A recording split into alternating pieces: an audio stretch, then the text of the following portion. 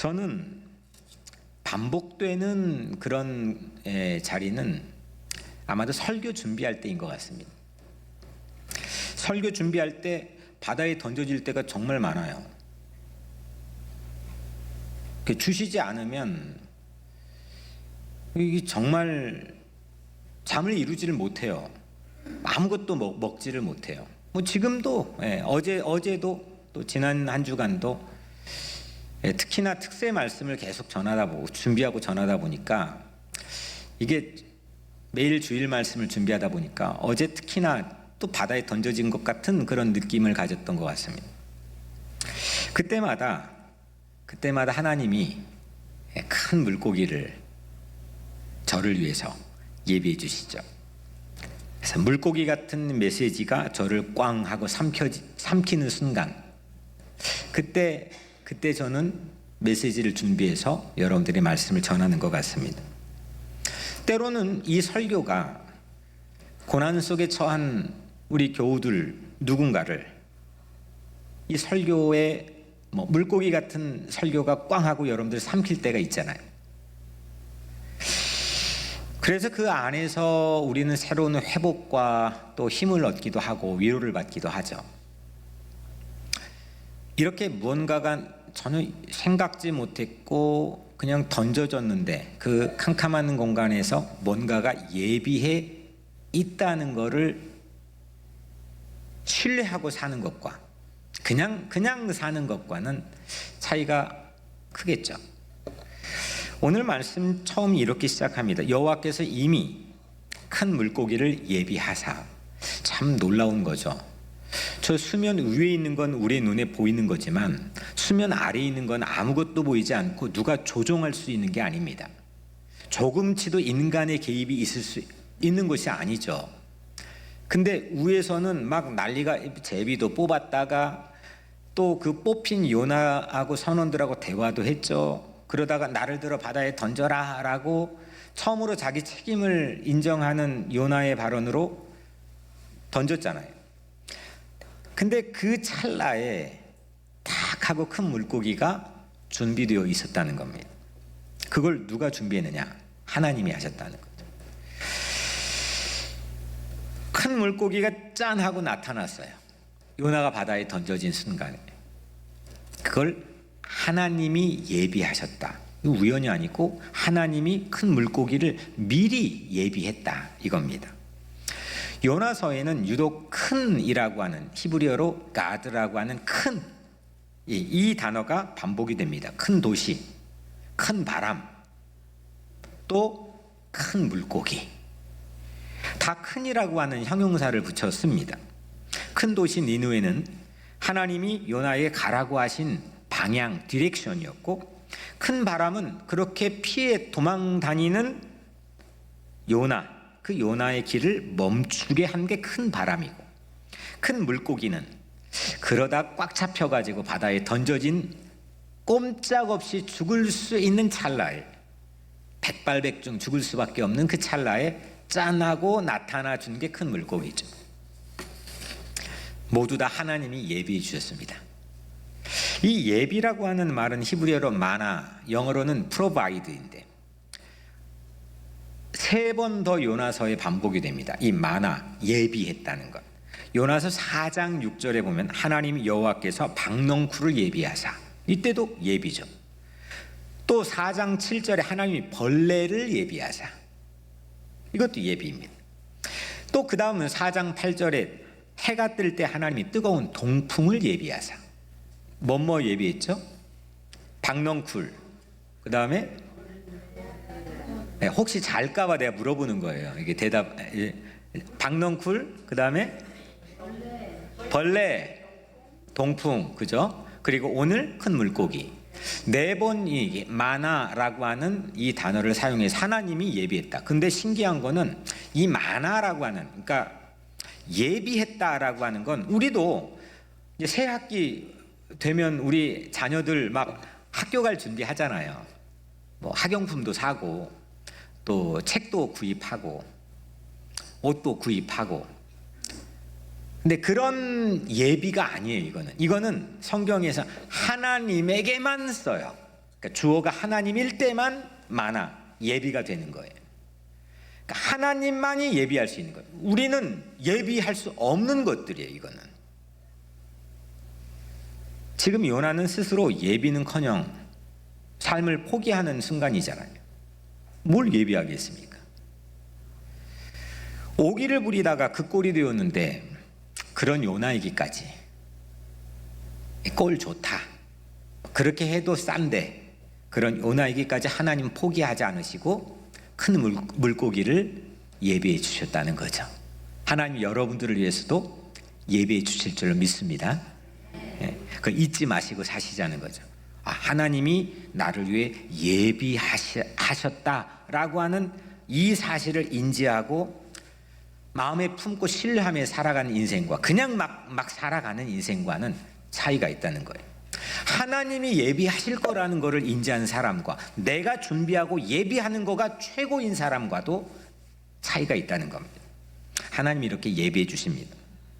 사막 한복판, 사막에 물이 어디 있습니까? 근데 거기에 이사야 43장에 보면 사막에 생수를 심어놨, 숨겨놨는데 그 생수가 뿜어져 나와 강이 될 정도로 하나님이 그걸 예비해 주셨다고 그들은 바벨론 포로기에 고백하는 거 아닙니까? 광야 땡볕 한낮에 하나님이 언제 또 준비하셨는지 구름 기둥을 준비를 매일 40년 동안 하셨다는 거 아닙니까? 그거 없으면 집단적으로 몰살되는 겁니다. 매일매일 40년 동안 하나님은 구름 기둥을 준비해 주셨고 밤에는 불 기둥을 준비해 주셨다는 것. 아브라함이 이삭을 잡으려고 하는 순간 그 이삭 대신에 뭘 준비해 주셨죠? 순양, 수풀에 뿔이 걸려 있는 순양을 누가 거기 있을 거라고 아브라함 꿈에도 생각을 하지 못했습니다. 그런데 그렇게 예비해 주신 하나님을 여호와 이레라 불렀습니다. 나만 위에 꼭 맞춰주신 것처럼 어떻게 이렇게 나를 다 알고 준비해 주셨지? 나도 한치 앞을 몰라서 까마득하게 아무것도 못 준비한 채 맞닥뜨리는 수 없는 상황에서 나를 위해 마치 맞춰주신 것처럼 그렇게 예비해 주신 것들, 그거 없이 우리가 오늘 이 자리까지 올 수 있었을까요? 그런 예비해 주신 하나님의 소품들 때문에 그것이 징검다리들이 되어서 오늘 우리는 여기 온 거 아니겠습니까? 나는 나를 포기해도, 요나처럼 나는 나를 포기해도 하나님은 나를 포기하지 않으시는 줄로 믿습니다. 바다에 던져지는 것 마땅하죠. 그래도 그렇게 인정해서 다행인 거죠. 그런 요나를 향해서 위에서 기상천외한 물고기, 그 물고기를 예비한 하나님이십니다. 그래서 우리 아까 불렀던 아무것도 두려워 말라, 그죠? 그래서 아무것도 두려워하지 말라는 거예요. 뭐 이유가 있을 거 아닙니까? 놀라지 말라, 겁내지 말라. 하나님께서 끊임없이 우리에게 다 이렇게 말씀해 주시는 것은 하나님이, 우리 형편을 다 아신 하나님이 우리를 위해서 준비해 주시고 예비해 주시고 다 책임져 주시고 지켜주신다는 거죠. 그런 믿음이 오늘 여러분들의 삶에 있게 되기를 주의 이름으로 축복합니다. 첫 번째는 이렇게 하나님이 뭘 예비하셨다고요? 물고기. 여기에 키워드는 예비입니다. 큰 물고기를 예비해 주셨어요. 두 번째 이 우리가 읽은 본문의 문장이 뭐였죠? 그 물고기가 요나를 삼켰어요. 삼킨 건 좀 좋은 표현이고 먹은 거죠. 먹힌 겁니다.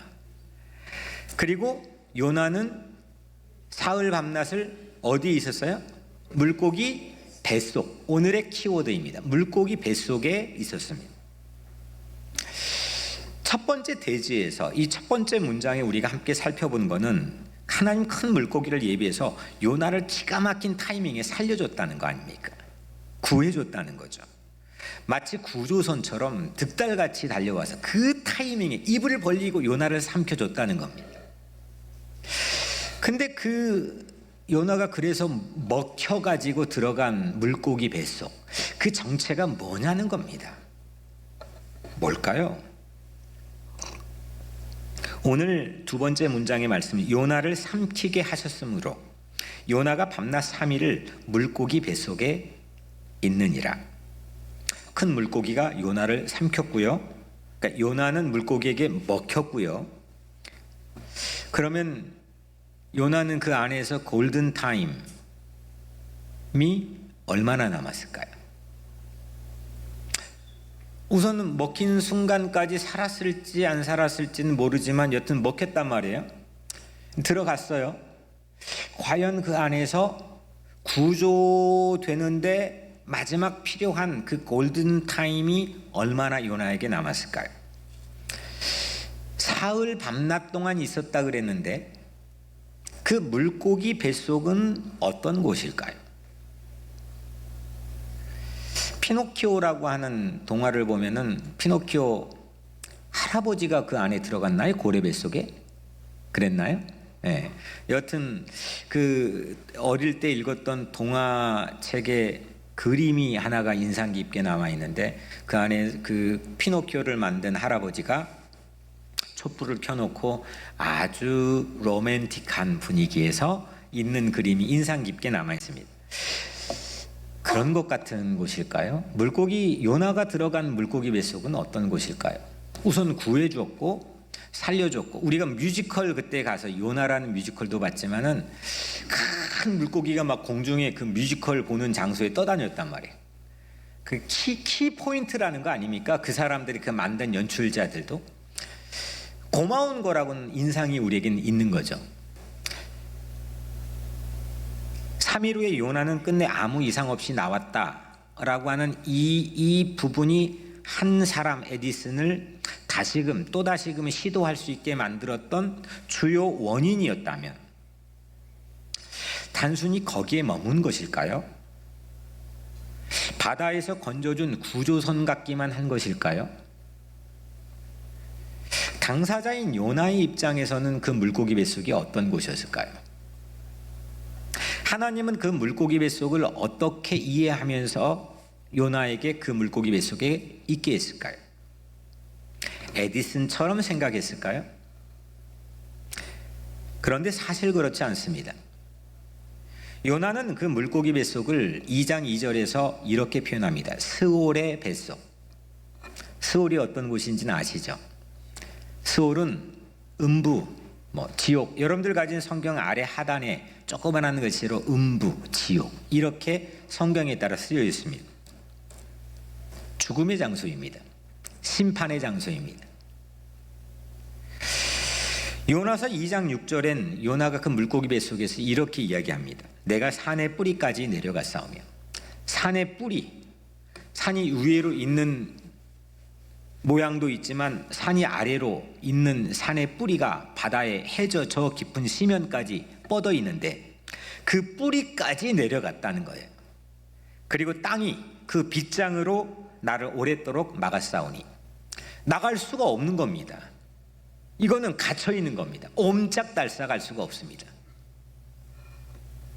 팀 켈러 목사님 아시죠? 팀 켈러 목사님은 그 물고기 뱃속을 기가 막히게 표현하셨더라고요. 잔인한 자비. 자비인데 잔인해요. 우리도 그런 상황이 있을 것 같아요. 아니 구해줄 것 같아 하는데 결국 구해줘요. 근데 참 방법이 잔인할 때가 많아요. 그렇지 않습니까? 요나를 구한 자비 같지만 명백히 요나는 결과론적으로는 자비이지만 한편 요나가 먹혔어요. 먹힌 건 그냥 죽으러 가는 거죠. 그리고 그 자리를 요나 자신도 요나 입장에선 스올의 무덤이라고 했어요.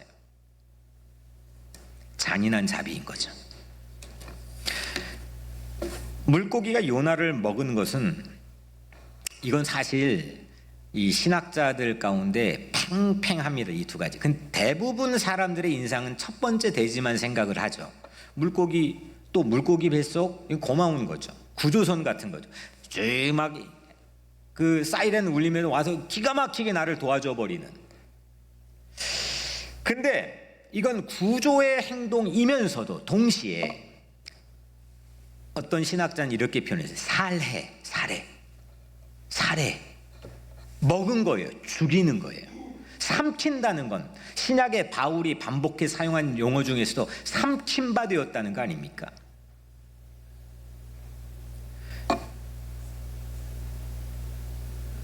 요나가 물고기 뱃속에 있었다는 거는 삼켜져 있었다는 건 이건 살해되었다는, 죽었다는 거예요. 이거에 하나 가장 강력한 증거를 제시하자면 우리가 가장 최고의 권위로 인정하고 있는 예수님조차도 요나가 있던 물고기 뱃속을 무덤이라고 표현했어요. 마태복음 12장 40절엔 요나가 밤낮 사흘 동안 큰 물고기 뱃속에 있었던 것 같이 인자도 밤낮 사흘 동안 땅 속에 있으리라. 그러면 땅 속과 물고기 뱃속은 같은 유비인 겁니다. 예수님은 자기가 십자가에 못 박혀 죽으시고 저 무덤에 매장되어 땅속 깊이 묻히는 것, 그거를 요나가 밤낮 사흘 동안 큰 물고기 뱃속에 있는 것과 같이 빗대어 설명했습니다. 예수님이 묻힌 땅속 무덤은 그래서 요나에겐 어디예요? 물고기 뱃속인 거죠. 요나는 요나서의 계속 지금까지 보면 계속 내려가요. descending, 또 내려가고 또 내려가고. 처음에 하나님 말씀했더니 니느웨로 가지 않고 욥바로 내려갔습니다. 욥바 항구로 내려갔더니 1장 3절이죠. 또 1장 5절에는 거기서 배 탔어요. 배에서 또 어디로 내려갔어요? 배 밑층으로 내려가서 또 이번엔 산에 뿌리가 있는 해저 저 깊은 시면까지 물고기 뱃속까지 또 내려가 버렸어요. 내려가고 또 내려가고 바닥까지 내려갔어요. 바닥이에요. 물고기 뱃속은 요나에겐 완전한 죽음의 바닥입니다. 그냥 로맨틱하게 좀 아슬했지만 그래도 결국 살잖아 라고 이렇게 편하게 생각할 수 있는 곳이 아니에요. 죽음의 장소예요. 스올의 무덤이에요. 당시의 요나 시대에도, 지금도 우리도 그렇지만 유대인이면 모두 다 알고 있는 19절 시편 18편 1절엔 스올의 줄이 나를 두르고 사망의 올무가 내게 이르렀도다. 이 말씀은 사무엘하 22장 6절에 똑같이 사용하고 있는데 요나는 그 물고기 뱃속을 이 말씀을 인용해서 표현하고 있는 겁니다. 스올의 줄이 나를 두르고 있고 사망의 올무가 나를 가다놓고 있다는 거죠. 이 표현을 가지고 물고기 뱃속을 우리에게 표현해주고 있는 겁니다. 요나는 그 바닥에서 하나씩 다 잃어버렸죠. 이전에 하나님 말씀이 니느웨로 가라는 그 말씀을 듣기 전에 요나 선지자였습니다. 명색이 영적 권위가 있는 선지자였습니다. 신비로운 하나님의 기이한 일들을 선포하고 행할 수 있는 선지자였습니다. 그런 모든 영적 권위, 명예들 물고기 뱃속에 남아 있어요? 없어요? 무용지물이죠. 다 잃어버리고 있습니다. 자기 주변에 함께 있었던 사람들 점점 더 잃어버리고 스스로 자기를 존중히 여겼던 마음들 하나씩 다 제거됐습니다. 중요했던 것들 다 무모해지는 자리, 거기가 바닥입니다. 거기가 물고기 뱃속이죠. 필요 없어졌습니다. 요나서 1장 4장까지 있다 그랬죠. 1장 2장에서 요나는 누가복음 15장에 보면 탕자의 비유가 나와요. 거기에는 첫째 아들, 둘째 아들이 있는데 이 요나서 1장, 2장의 요나는 꼭 둘째 아들 탕자 같아요.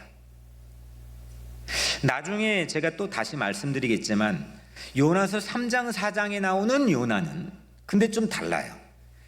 탕자 비유에 나온 첫째 아들, 영락 없이 첫째 아들이에요. 거기는 먼저 이 탕자 둘째 아들 1장 2장에 나와 있는 이 요나는, 탕자도 그렇죠, 아버지를 떠났습니다. 요나도 하나님을 떠났습니다. 요나는 풍랑을 만났습니다.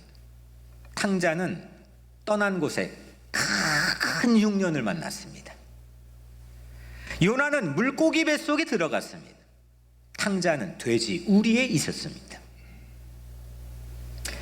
둘 다 바닥에 떨어졌습니다. 요나도 탕자도. 그런데 그들에게 그 바닥이 어떤 의미가 있었습니까? 누가복음 15장 17절에 돼지 우리에 있던, 그 돼지가 먹는 쥐엄 열매도 주는 자가 없던 그 바닥에서 누가복음 15장 17절에 둘째 아들이 이렇게 합니다. 이에 스스로 돌이켜 이르되. 탕자는, 둘째 아들은 돼지 우리 바닥에서 처음으로 자기를 되돌이켜 볼 수 있었습니다. 내가 누군지, 어떤 처지에 있는지, 무엇을 했는지. 그 전에 돈이 조금 있을 때는 절대 보이지 않았던 것, 내 주변에 내가 말하면 그 돈 보고 따라왔던 사람이 있었을 때 절대 못 봤던 것들, 그 돼지 우리 바닥에서 하나씩 다 보였습니다. 내가 누군지, 내가 무엇을 했는지, 내가 왜 이런 처지에 놓였는지. 바닥이 마치 거울처럼 자기를 비춰줬습니다. 누가복음 15장 17절 계속 이어 이에 스스로 돌이켜 이르되 내 아버지에게는 양식이 풍족한 품꾼이 얼마나 많은가. 나는 여기서 줄여 죽는구나. 나는 여기서 죽는구나. 이게 내 무덤이구나. 나의 끝이구나. 이렇게 죽을 나의 처지를 본 거죠. 기독교 신앙은 여기부터 시작하는 겁니다. 막 영광, 여기부터 시작하는 게 아니죠. 내 자신을 봐야 하나님을 보는 거죠. 내가 죽을 수밖에 없는 처지라는 걸 인정하고 되돌이켜 보지 않고서는 우리 하나님께 누구도 나가지 않습니다.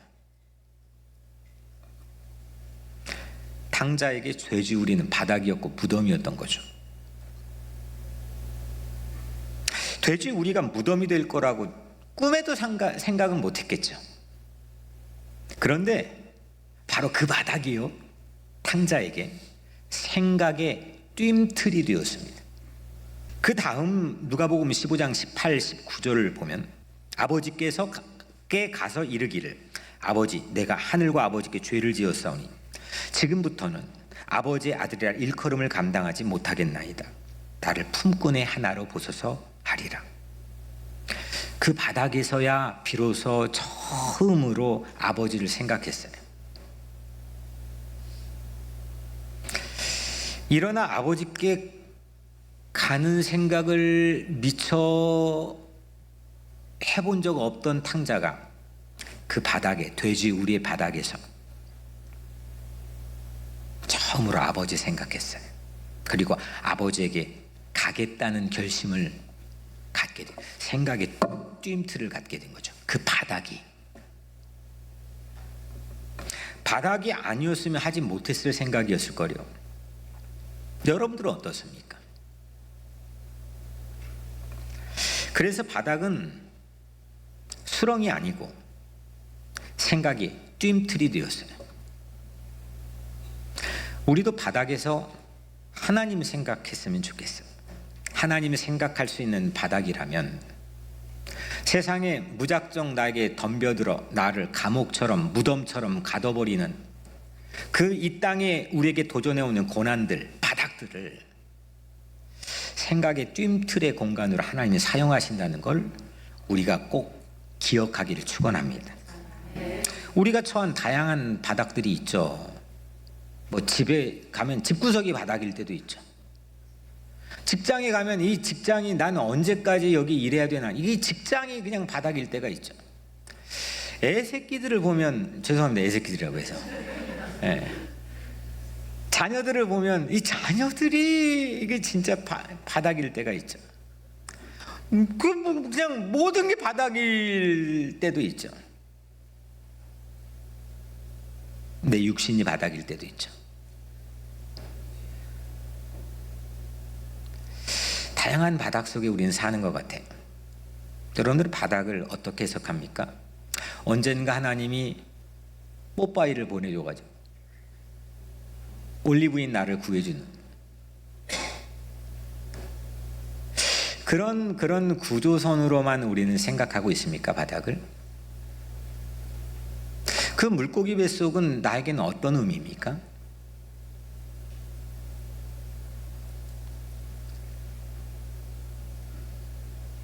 하나님은 바닥에서 보이는 거예요. 바닥에서 보이는 하늘. 마지막 세 번째 문장입니다. 오늘의 하이라이트입니다. 첫 번째는 예비예요. 키워드가 하나님이 뭘 예비했어요? 물고기 뱃속을 예비했다. 이게 첫 번째 오늘 본문의 문장이에요. 두 번째 문장은 물고기 뱃속입니다. 키워드는 그 물고기가 요나를 먹었다. 그리고 밤낮 사흘 동안 요나는 물고기 뱃속에 있었다. 물고기 뱃속이 뭐냐?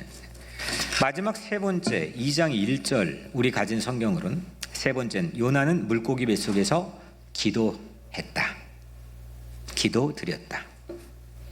오늘 말씀엔 요나가 물고기 뱃속에서 그의 하나님 여호와께 기도하여 물고기 뱃속에서 요나에게 무엇만 남았다고 했습니까? 다 제거됐죠. 다 소용없어졌죠. 그리고 남은 거는 하나님밖에 남지 않았습니다. 그게 바닥인 것 같습니다. 사람도 떠나고 나의 능력도 나의 건강도 내 해볼 만한 의욕도 다 잃어버린 그 바닥. 하지만 하나님만 남는 바닥. 하나님밖에 남지 않아서 기도할 수밖에 없는 곳, 그곳이 바닥입니다. 오늘 말씀의 제목이 왜 바닥인가? 여러분들 바닥을 진짜 아십니까? 저는 알까요? 물론 어릴 때 고아원에 살고 그럴 때도 바닥이 있겠지만 삶의 바닥이라는 게 과연 무엇일까? 그게 쉽게 이야기할 수 있는 걸까? 물론 우리는 각기 다양한 바닥들이 크고 작게 있겠지만 진짜 바닥이라는 건 뭘까? 난 바닥을 쳐봤나? 더 내려갈 바닥은 없는 걸까? 그냥 없다고 생각하면 진짜 없는 건가? 그런데 오늘 2절은 바닥, 지옥이라고 했습니다. 음부, 죽음, 무덤입니다. 그 바닥은 어떤 의미일까? 왜 바닥인가? 인간은 단 한 사람도 예외 없이 다 의인은 하나도 없다고 죄인이라고 했습니다. 그 죄의 삭은 사망이라고 했습니다. 그 바닥은 누구나 다 서는 자리입니다. 육신의 이 신체적인 죽음도 누구나 다 맞이하지만 우리는 영적으로 이 죽지 않고 있을 수 있는 사람 단 한 사람도 없다고 성경은 우리를 그렇게 진단합니다. 그 바닥에 다 섭니다. 그걸 부인하면 기독교 신자의 교리를 벗어나는 겁니다. 그래서 그 바닥은 오늘 요나처럼 기도하게 만드는 자리입니다. 내 약함을 대면할 수밖에 없고 나의 초함을 볼 수밖에 없을 뿐 아니라 그 약함 때문에 그 바닥에서 하나님만 남았다는 것을 그 바닥은 우리에게 알게 해주는 거죠. 하나님밖에 없고 하나님밖에 남지 않을 때까지는 돈도 조금 있고 아직은 아니면 내가 좀 해볼 요량도 좀 있고 그렇게 하나님밖에 남지 않을 때까지는 하나님만 있으면 되는 거를 우리는 잘 깨닫지를 못합니다. 그냥 그런 척하는 거지. 그냥 약간 패셔너블하게 신앙생활을 하는 거지, 하나님만 있어도 된다는 것을 잘 알지를 못합니다. 하나님 밖에 남지 않는 바닥이 되기 전까지는. 그래서 예수님은 아마 이 말씀을 마태복음 10장 39절에 하셨나 봅니다. 예수님이 말씀했죠. 자기 목숨을 잃어야 얻을 것이다.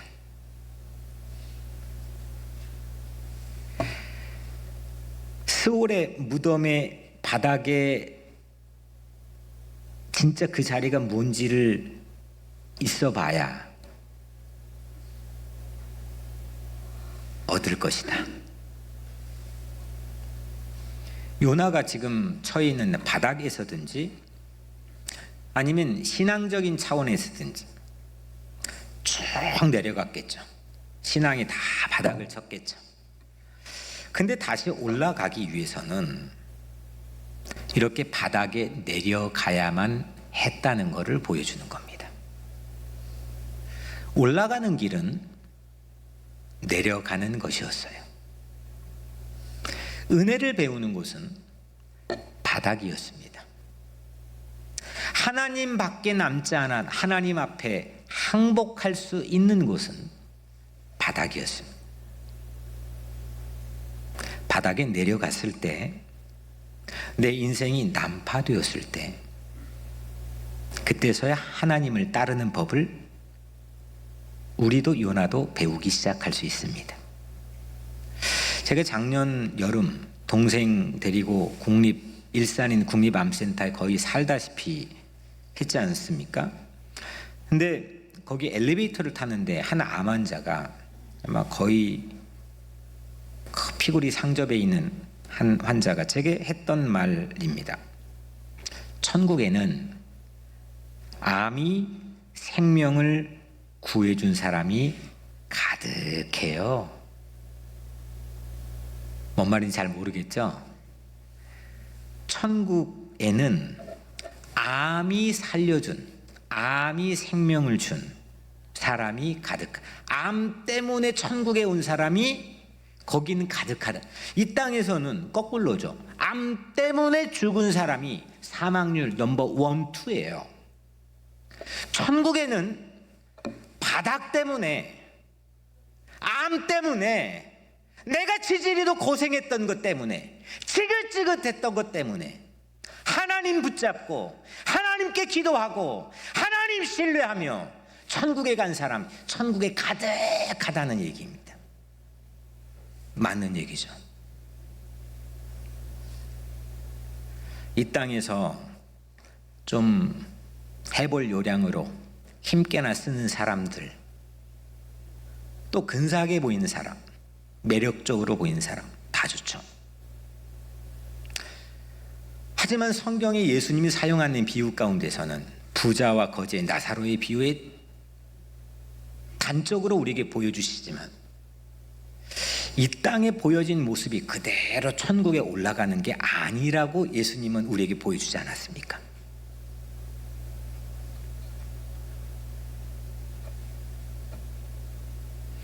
아니, 거지였는데 개들이 와서 그 구멍난 곳, 상처난 곳들을 핥았던 거지 나사로였는데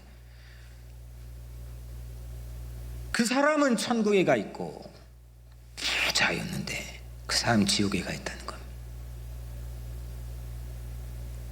이 땅에서 내가 가지고 있던 어려움, 바닥을 쳤던 사실 때문에 하나님밖에 남지 않아서 하나님을 의지하며 하나님 붙들고 하나님만 바라보면서 올라가고 다시 또 올라가고 또 올라가고, 그렇게 영적으로 신앙적으로 여러분들이 천국 가는 그날까지 올라가는 삶이 되기를 축원합니다.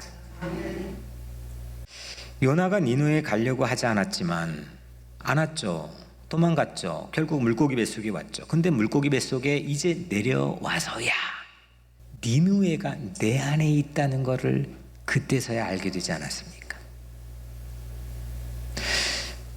거기는 절대 하나님의 자비를 베풀어서는 안 되는 곳이야 난 성직자야, 나 그렇게 못해라고 하고 대단한 민족주의자처럼 여기면서 정반대 방향으로 도망갔던 그 오만했던 요나가 내려가고 바닥을 쳤던 그 물고기 뱃속에 내 안에 니느웨가 있었구나. 내가 하나님의 자비가 필요했던 사람이구나. 내가 필요했구나. 결국 하나님은 그 니느웨 가라고 나에게 찾아오시기 위해, 내 안에 니느웨에 찾아오시기 위해 하나님 그러셨구나. 그 물고기 뱃속에서 거기 아니면 요나가 어디서 깨달았겠습니까? 그런 바닥에 여러분들은 서셨습니까? 여러분들에게 하나님의 자비가 정말 필요하다고 생각하십니까?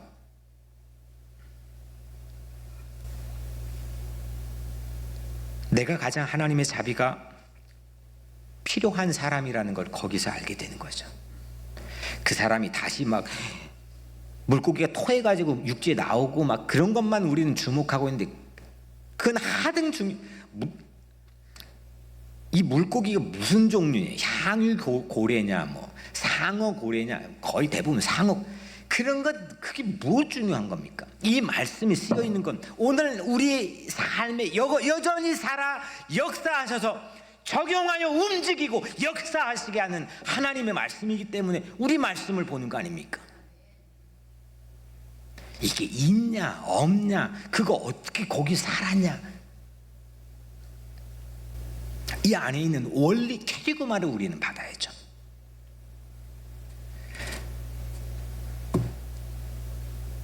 바닥에서 기도할 수 있다면 그 바닥은 뜀틀이 되는 거죠. 저는 여러분들이 선 바닥이 이 시대의 바닥이든 이 역사의 바닥이든 아니면 우리 각자의 삶의 개인적인 실존의 바닥이든 뜀틀이 되기를 바랍니다. 세계적인 여성 구약학자인 필립 스트리블, 제가 신학교 1학년 때부터 영향을 받았던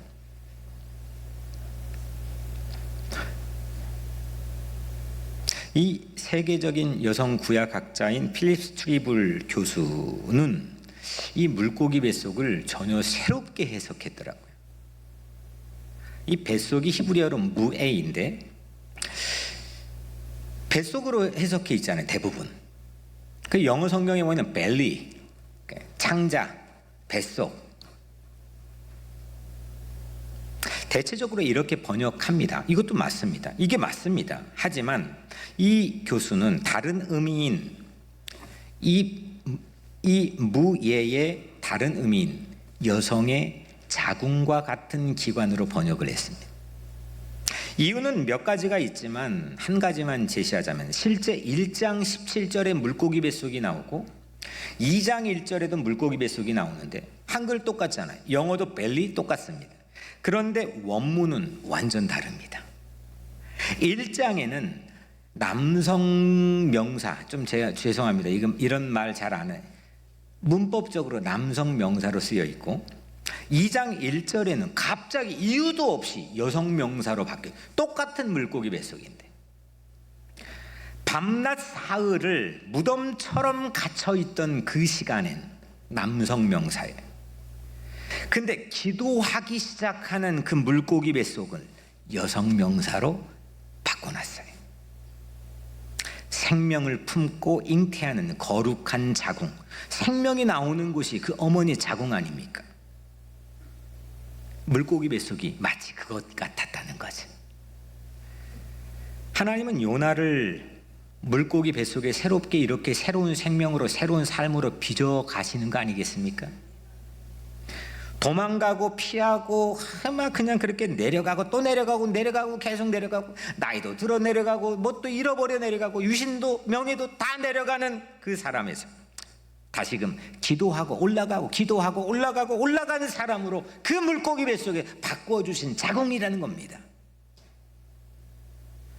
바울도 보니까, 말씀을 준비하면서 생각해 보니까 바울도 다시 세례라는 건 우리 거듭나는 거 아닙니까? 다시 사는 건지, 그 세례, 또 성찬을 이스라엘 백성이 죽음의 홍해를 건너며 집단으로 세례를 받았다고 기록한 말씀이 있죠.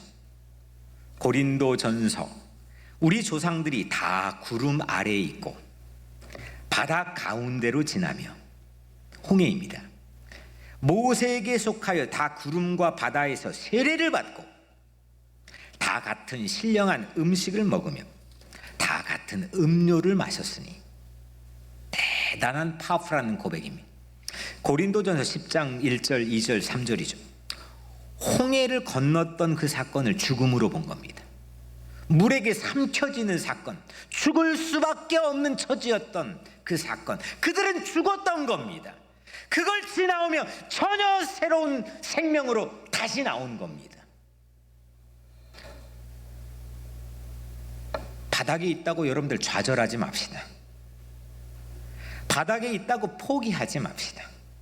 그 바닥은 하나님밖에 남지 않아서 하나님 앞에 항복할 수밖에 없는 일종의 영적인 뜀틀인 줄로 믿습니다. 오늘 우리가 잠시 후에 나누게 될 이 성찬은 예수님이 십자가 바닥에서 자기 몸을 찢어 자기 피를 흘려 만든 거룩한 이 양식이 있는 식탁이죠. 일명 바닥이 식탁인 겁니다. 하늘에서 저 높은 보좌에 만든 식탁이 아닙니다. 저 가장 낮고 천한 자리에 오셔서 저 비참한 십자가에 나를 위해 6시간 고통당하면서 비참하게 모욕당하고 찢겨진 그 자기의 몸으로 만든 식탁입니다. 바닥의 식탁입니다. 죽음으로 빚어주신 양식입니다. 그 바닥에 성찬을 먹는 자가 살아난다는 거 아닙니까? 사랑하는 여러분, 십자가는 예수님께 바닥이었지만 거기서 나의 생명이 다시금 태어난 겁니다. 음부까지 내려간 예수님, 그 무덤에 갇혔던 예수님, 사흘 만에 사망을 이기시고 구원자가 되셨습니다. 예수님이 바닥에 가신 것 때문에 우리는 천국에 또 올라가게 되었습니다. 예수님이 그렇게 고통당하신 것 때문에 우리는 독수리가 날개치며 비상하는 것 같이 올라가게 되었습니다. 하나님만 남아서 하나님께 항복할 수밖에 없는 바닥, 기도 외에 이런 일이 다른 이유가 나타날 수 없는 바로 그 바닥, 나를 다시 뜀틀처럼 용수철처럼 도약대처럼 다시 올려주는 그 바닥, 그 바닥의 가치를 마음에 품고 다시 새날을 살아가는 여러분들 모두가 되기를 주의 이름으로 간절히 축원합니다. 기도하겠습니다. 은혜로우신 하나님, 우리가 바닥을 칠 때가 있죠. 바닥에서 울 때도 있습니다. 속상해서 포기하고 싶을 때도 있었습니다. 여기까지인가 보다 하고 생각할 때도 있었죠. 하지만 하나님, 오늘 요나가 머물렀던 그 물고기 뱃속, 그 바닥의 말씀을 통해서 우리에게 새로운 소망을 주심을 감사드립니다. 그 바닥이, 그 무덤이, 그 죽음이 생명의 뜀틀, 생각의 뜀틀이 되게 하여 주옵소서. 이제 성찬을 나누려고 합니다. 이 거룩한 양식, 내 뱃속에 들어오는 이 주님의 사랑의 양식, 이 바닥의 음식이 나를 다시금 살리게 하여 주옵소서. 예수님의 이름으로 간절히 기도드리옵나이다. 아멘.